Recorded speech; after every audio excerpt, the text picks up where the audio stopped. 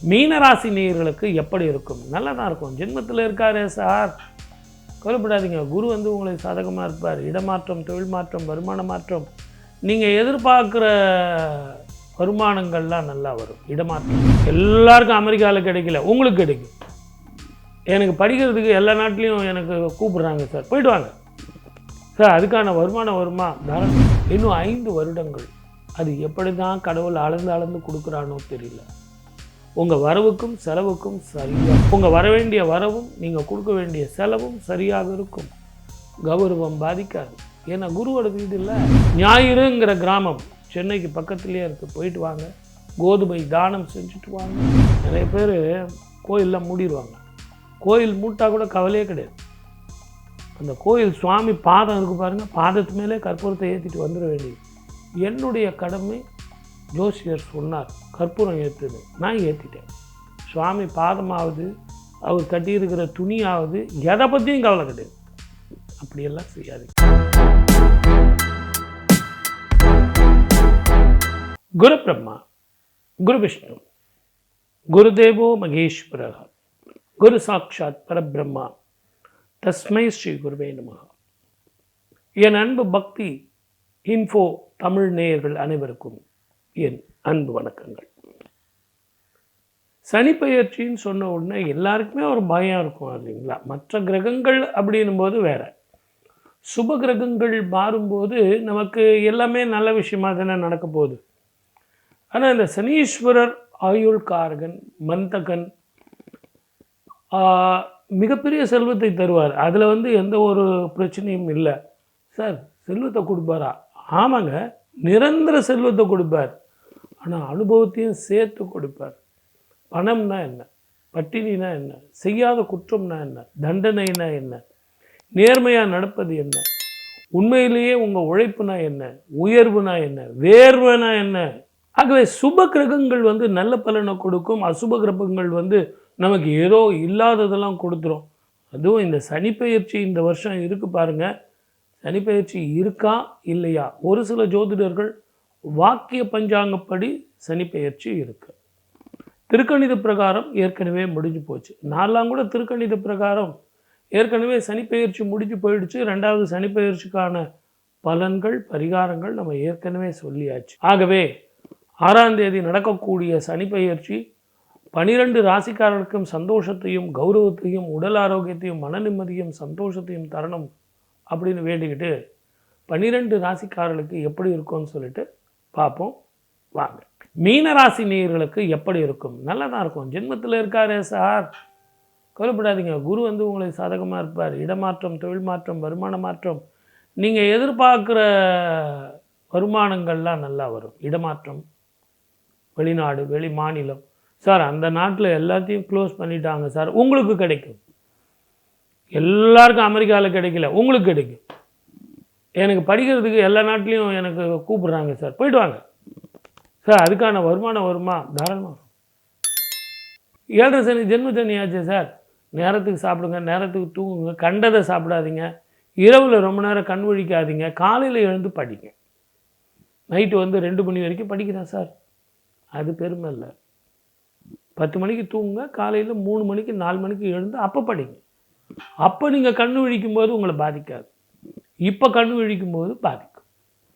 முன்னிரவு கண் விழிப்பதற்கும் பின்னிரவு கண் விழிப்பதற்கும் நிறைய வித்தியாசம் இருக்குது. அப்போது என்னுடைய அன்பு நேயர்களை புரிந்து கொள்ளுங்கள். இந்த காலகட்டத்தில் மிக கவனமாக ஆரோக்கியம் இருக்கணும். நான் அடுத்தவனை நம்பினேன், கடன் வாங்கினேன், பேங்க் லோன் வாங்கினேன், பார்ட்னர்ஷிப் ஆரம்பித்தேன், தொழில் மாட்டிக்கிச்சு, நல்லதில்லை. அந்த மாதிரிலாம் நீங்கள் பண்ணிங்கன்னா நல்லா வராது. அகலக்கால் வைக்காதீங்க. இப்போ என்ன இருக்கோ அதை வந்து பாருங்கள். இன்னும் 5 வருடங்கள் அது எப்படி தான் கடவுள் அளந்து கொடுக்குறானோ தெரியல. உங்கள் வரவுக்கும் செலவுக்கும் சரியாக இருக்கும். இவங்ககிட்ட இருந்து வாங்கி அவங்ககிட்ட கொடுக்கறதுக்கு சரியாக போயிடும். உங்கள் வர வேண்டிய வரவும் நீங்கள் கொடுக்க வேண்டிய செலவும் சரியாக இருக்கும். கௌரவம் பாதிக்காது. ஏன்னா குருவோட வீடு இல்லை. சனிக்கிழமை தோறும் சனீஸ்வரருக்கு எல்தீபம் போட்டுவாங்க.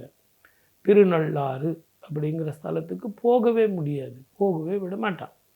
இதய சம்பந்தமான பிரச்சனைகள் இல்லாமல் பார்த்துங்க.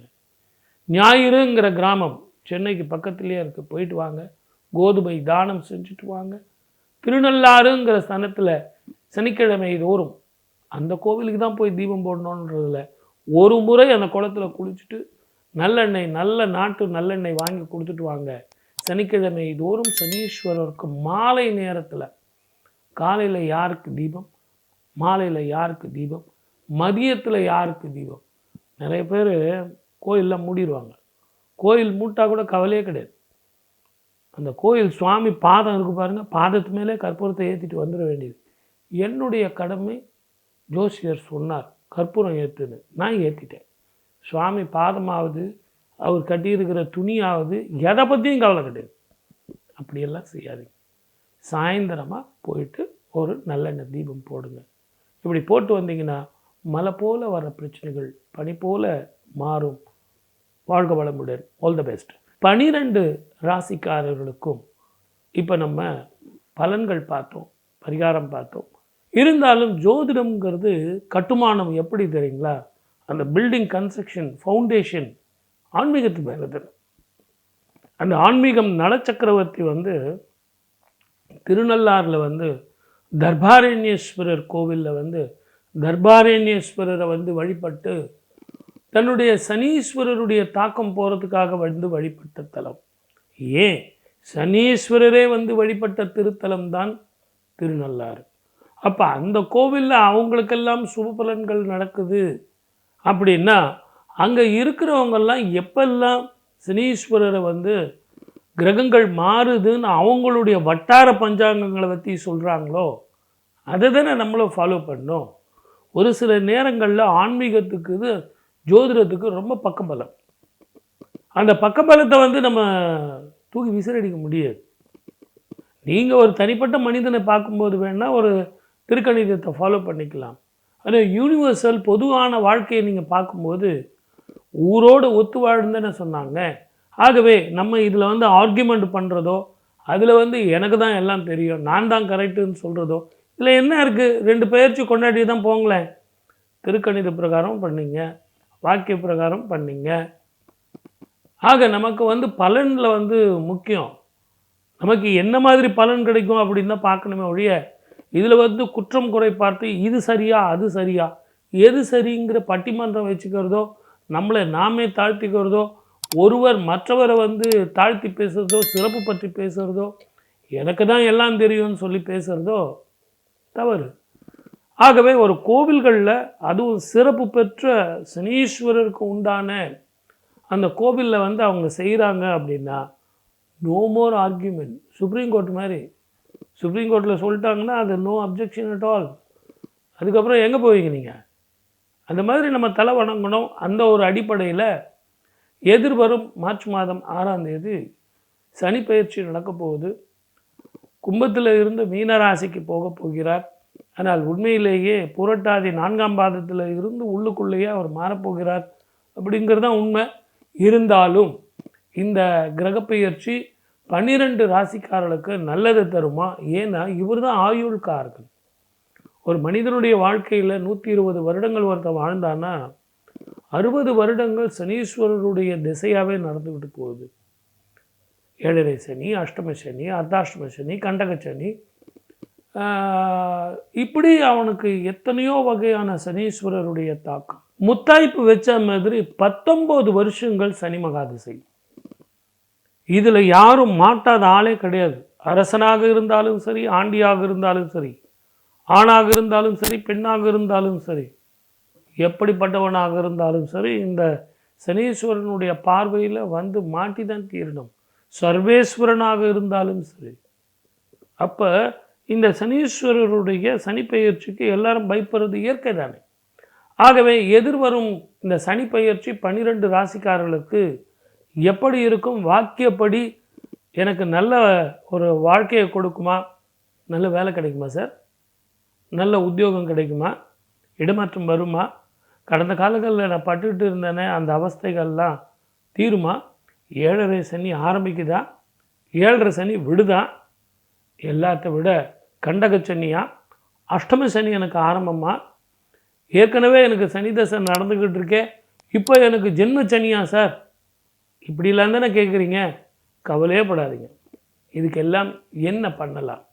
எளிமையாக நான் தான் உங்களுக்கு ஏற்கனவே சொல்லியிருக்கேனே, திருநள்ளாறில் வந்து யார் வழிபட்டார்? நளமகாராஜா வந்து வழிபட்டார். அதை விட திருநள்ளாறில் சனீஸ்வரரே வந்து வழிபட்டார். சனீஸ்வரர் அங்கே வேண்டிக்கிட்டது என்ன? இங்கு வழிபடும் பக்தர்களுக்கு நான் தொந்தரவு செய்ய மாட்டேன் அப்படின்னு தர்பாரணேஸ்வருடைய அதிகாரம், அவருடைய ஆச்சரியமான அதிகாரம் சொன்னதுனால சனீஸ்வரர் அங்கே போகிறவங்களுக்கு மங்களத்தை தருவார், சுப மங்களத்தை தருவார். அப்படிங்கிறது தான் ஒரு சின்ன ரகசியம். 12 ராசிக்காரர்களுக்கும் சுப பலன்கள் வரணும், நல்ல வாழ்க்கை வரணும். குருவோட வீட்டுக்கு தான் வர்றது அப்படிங்கிறதுனால மனதில் எதுவும் கஷ்டம் வச்சுக்காதீங்க. எல்லோருக்கும் எல்லா விதமான சுகங்களும், ஆயுள், ஆரோக்கியம், ஐஸ்வர்யம், மன நிம்மதி, சந்தோஷம் எல்லாம் வரணும்னு நான் வணங்கும் தெய்வத்தை வேண்டி உங்கள் அனைவருக்கும் வாழ்த்துக்கள் சொல்லி மீண்டும் உங்களை அடுத்த நிகழ்ச்சியில் சந்திக்கிறேன். வாய்ப்பளித்த அத்தனை நல்ல உள்ளங்களுக்கும் நன்றி, வணக்கம். சர்வே ஜனா சுகினோ பவந்து.